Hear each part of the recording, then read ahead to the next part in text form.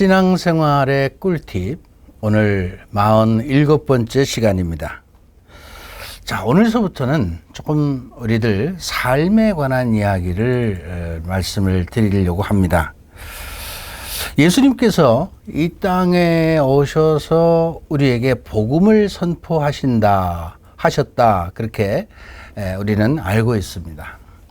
그런데 그 복음을 선포하셨다고 하는 그 기쁜 소식의 핵심이 뭘까요? 그것은 바로 하느님 나라를 선포하신 겁니다. 하느님 나라. 자, 하느님 나라 어디 있죠? 여기 있어요, 여기. 죽어서 가는 어떤 하느님 나라도 있지만 이미 하느님 나라는 이곳에 와 있다 그랬어요, 예수님이. 이미 여기 와 있다, 이곳에. 자, 그렇다면 우리가 예수님을 정말 구세주로 믿고 받아들이는 사람들이 이 땅 안에서부터 하느님 나라를 살아야 되고, 그렇게 살다가 영원한 하느님 나라로 가는 겁니다. 그래서 예수님께서 우리에게 복음을 선포하신 그 말씀의 내용들의 핵심은 하느님 나라를 선포하신 것이고, 하느님 나라가 어떤 것인지를 우리에게 설명했고, 또 하느님 나라를 살려면 어떻게 해야 되느냐, 그 방법을 우리에게 말씀하시고, 또 그 하느님 나라로 우리를 초대하셨죠. 그러니까 우리는 그 초대에 응답한 사람들입니다. 우리가 그리스도인이 되었다는 것은 예수님이 선포하신 그 하느님 나라에 나도 살겠습니다. 나를 거기에 초대하셨으니까 나도 거기에 들어가서 함께 살겠습니다 라고 응답한 사람들이죠. 자, 그렇다면 예수님께서 우리에게 성경에서 여러 가지 하느님 나라에 대한 비유와 또 하느님 나라를 살 수 있는 방법을 말씀하셨지만, 자, 2000년 전에 우리에게 말씀하신 그 내용이 현실적으로 21세기를 살아가는 오늘날의 우리들에게 어떻게 다 적용할 수 있겠느냐? 사실은 현실적인 문제에서는 조금 우리가 깊이 생각해야 될 점들이 있습니다. 그래서 저는 오늘 그것을 좀 함축적으로 아주 한마디로 쉽게 얘기를 해서, 우리가 이 땅 안에서 하느님 나라를 살려면 어떻게 살아야 되느냐? 종이 돼야 된다는 겁니다. 종이 돼야 된다. 종 아시죠? 종. 하인. 자, 종은 말이죠, 그 종을 부리는 주인이 있어요. 종은 주인이 있다는 거죠. 하인이 주인이 있어요. 주인과 종과의 관계, 여러분 잘 아시잖아요. 주인과 종과의 관계는 누가 뭐라 그래도 종은 주인에게 순명해야 된다는 겁니다. 순명해야 된다는 거예요. 하느님 나라를 살기 위해서는 그러면 어떻게 해야 되느냐? 하느님께 순명하는 것이다.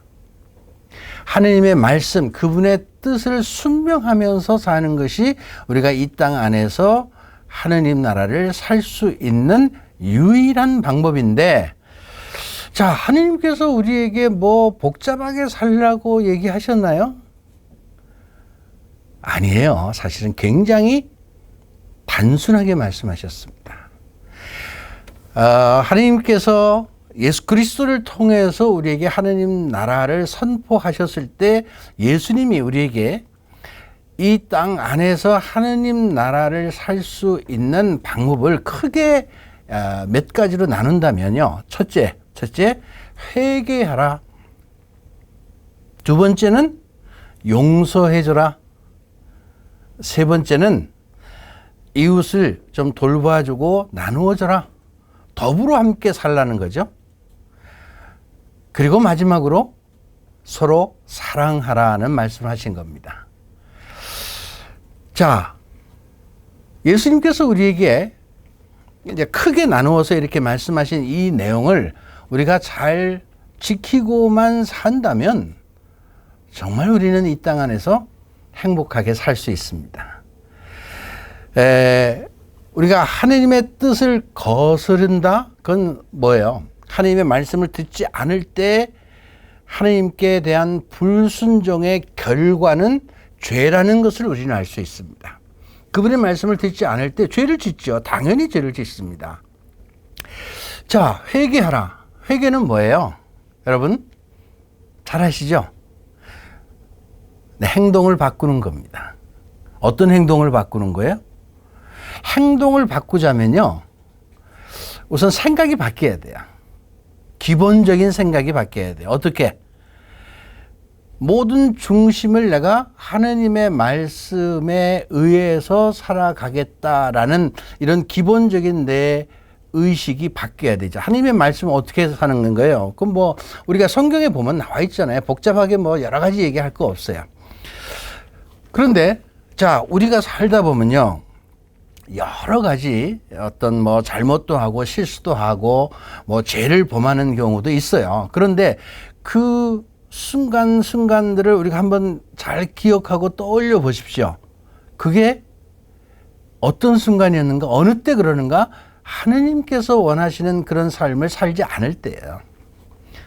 지금 말씀하신 대로 회개하라, 용서해줘라, 나누어줘라, 이웃과 더불어 살고 보살펴주라, 그리고 서로 사랑하라고 하는 이 말씀을 실천하지 않고 그 반대로 살 때 우리는 하나님의 뜻을 저버리게 되는 거고, 그때 일어나는 여러 가지 우리들 안에서의 현상이 시기, 질투, 분노, 싸움, 뭐 이기심, 당파, 분열, 뭐 이런 현상을 가져오기 때문에 결국은 우리가 죄를 짓고 살아갈 수밖에 없습니다. 결국 우리가 말하는 이 죄라는 것은요, 세상에서 말하는 그런 어떤 법의 기준으로 인해서 생겨나는 이런 뭐 그런 죄가 아니고, 하느님의 뜻을 실천하지 않을 때, 우리 그리스도인들은 그렇잖아요.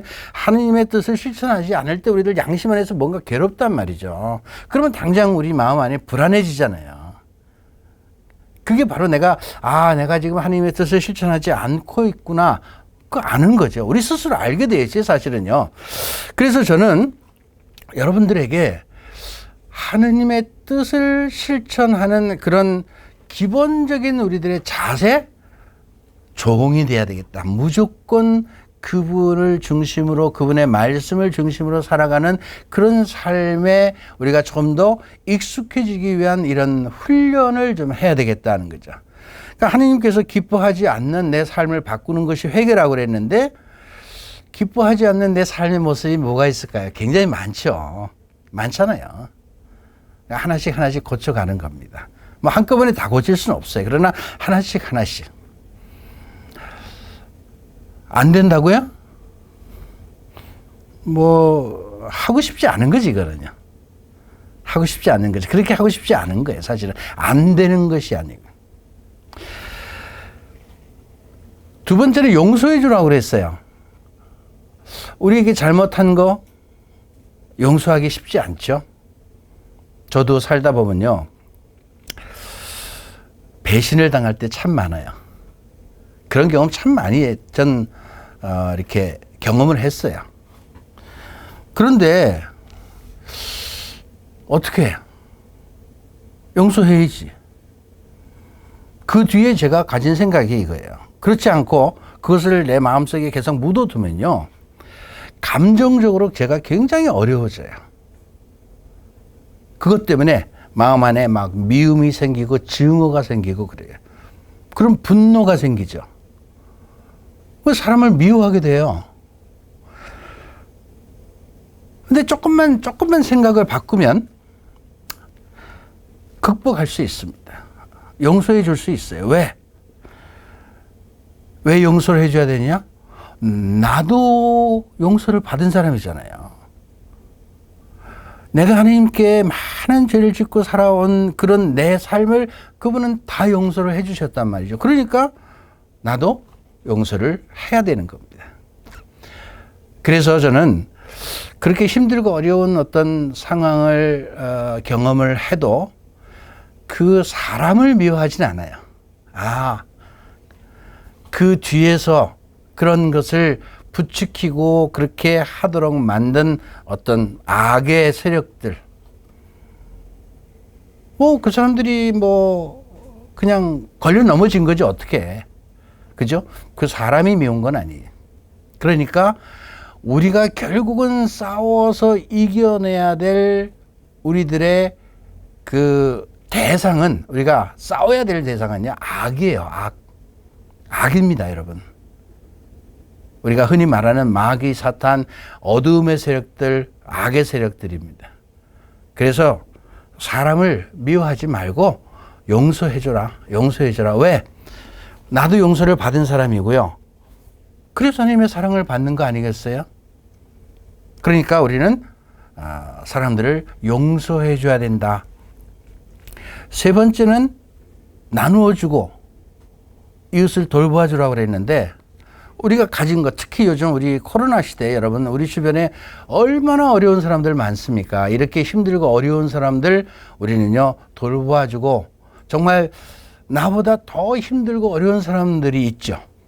그런 분들과 우리가 더불어 함께 가는 이런 세상이 돼야 된다. 그러기 위해서는 우리 그리스도인들이 그걸 누구보다도 앞장서야 됩니다. 그거 해줘라 이거예요. 도와줘라 이거예요. 보태줘라 이거예요. 나누어줘라 이거예요. 그걸 안 하는 사람들은 욕심이죠. 자기만 생각하고 자기 것만 끌어안으면 그게 만족스럽게 살지 모르겠지만 결국은요, 그것 때문에 오히려 그 사람은 걸림돌이 될 수 있습니다. 근데 마지막으로 이제 우리가 서로 사랑하라고 그랬어요. 서로 사랑해라. 여러분, 사랑의 반대는 뭐예요? 미움이죠. 그죠? 그런데 예수님은 그것보다도 좀 더 훨씬 높은 차원의 사랑이라는 이야기를 합니다. 어떻게 사랑하라고요? 내가 너희들을 사랑한 것처럼 서로 사랑해라. 여러분, 예수님께서는 우리를 어떻게 사랑하셨어요? 모든 걸 내어놓은 것만 아니라 죽기까지, 끝까지 절대로 당신 자신을 어떤 대가를 바라지 않고 끝까지 죽었어요. 그래서 우리를 구원의 길로 이끌어 주셨습니다. 사실은 이렇게 산다는 건 정말 어렵죠. 왜? 사람은 감정이 있기 때문에 때에 따라서 다 달라지게 되어 있습니다. 그런데 여러분, 우리가 지금 제가 말씀드린 이 몇 가지의 삶을 정말 하나님의 뜻이고 우리가 구원을 받기 위해서 예수님께서 우리에게 하나님 나라를 살라고 한 삶의 방법인데, 이 방법을 살아간다면 그거는요, 다른 사람이 아니라 우선 내가 그런 삶을 실천하고 살아갈 때 굉장히 행복하다는 것을 여러분 경험하게 됩니다. 내가 행복하게 살면 그거 하나님 나라예요. 어떤 처지에 어떤 환경에서 살아가든지 간에 세상 사람들의 기준으로 돈이 많고 적고 이런 것이 아니고, 출세를 하고 안 하고 내가 어디 자리에 올라가고 안 하고 이런 거 아니고, 내가 살아가는 매일매일의 이런 삶 안에서 정말 내가 행복하다, 감사하다, 이런 마음을 갖고 산다면 그 사람은 지금 하나님 나라를 살고 있는 겁니다. 그런데 그렇게 살기 위해서 지금 말씀드린 예수님께서 우리에게 제시하는 이런 삶을 정말 하나씩 실천하고 살아가려고 한다면 우리는 이 세상 안에서부터 어떻게 해요? 하느님 나라를 살 수 있다. 이렇게 살기 위해서는 어떻게 해요? 그분의 말씀에 절대적으로 순명하고 살아야 됩니다. 사람의 말에 순명하라는 게 아니라 그분의 말씀에 순명하고 살아라 하는 겁니다. 그분의 말씀에 순명하고 살아라. 예수님은 하나님의 뜻을 죽기까지도 순명하셨잖아요. 그것이 우리에게 보여주신 것이거든요. 그래서 우리 그리스도인들은 이 땅 안에서 하나님 나라를 살려면 종으로 살아라. 우리말로 흔히 이런 게 있잖아요. 지는 게 이기는 거라는 말이 있어요. 그죠? 지는 게 이기는 거다. 그래서 종으로 묵묵히 그저 우리가 살아야 될 그 하나님의 말씀을 실천하고 산다면 여러분, 이 세상 안에서부터 정말 기쁘고 감사하고 행복한 삶을 살아갈 수 있습니다. 여러분, 그렇게 사십시오. 오늘은 여기까지 하겠습니다. 감사합니다.